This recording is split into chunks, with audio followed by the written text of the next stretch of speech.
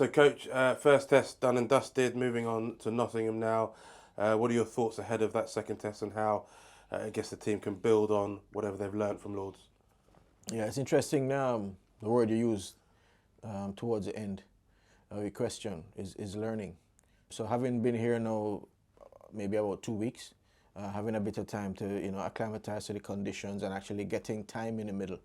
Yes, the result was not what we would have wanted and planned for, but I do believe that there's a lot to be had in terms of learning and takeaways from the game.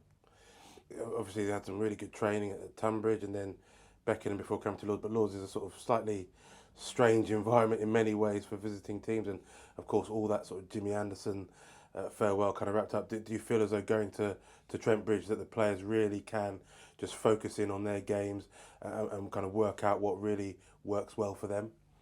Yes, we admit that the side we have, it's young and emerging, and as you mentioned before, there's always a lot surrounding a Lord's Test match. But we are keen, we are still very positive about how we are approaching the second test. Everybody's in good spirits. We've been catching up with the players one-on-one, and this will really be the first time that we'll be settled as a squad. There's been quite a bit of activity on and off the field leading up to the first test. And it's been a lot, I can imagine, for some of our players to have been able to absorb. So as I said before, massive learning for everyone, players and staff, and we are still very positive as we head to Nottingham. There were a few bright sparks from that game, such as Jaden Seale's performance, 4 for 77, a couple of really crucial wickets for Gudakesh Moti, yeah. And a couple of the batters also got starts if they didn't actually kind of go on. Those are the sort of kind of positive reinforcements that you're going to be looking to drive home? Certainly, and then if you think about it, you look to expand or extend some of those, especially from a batting standpoint. Extend longer partnerships when players actually work hard and get in, that they take responsibility and take it as deep as possible. Yes, we know the conditions will be testing, that's why it's called a test match. We're not playing at home, so conditions are going to be slightly different. But we do have it within our ranks to be at our best and to compete with England. So yes, some of those things you mentioned, from a bowling standpoint, it actually kept us in the game. And England, I'm sure, would have thought that they could not have just run away with scoring. There were periods in the game where they actually had to show really good application and grit. You mentioned Jaden Seales. Jason Holder. You had Alzari Joseph. His pace is back up. Gudakesh Moti played a fantastic role in terms of helping the captain Craig to be able to control, and then key wicket of the captain Stokes.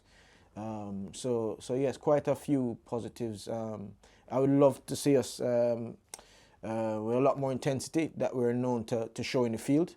I thought in this test match we weren't at our best in terms of imposing ourselves on England batters. Definitely something that we need to be better at for the next test.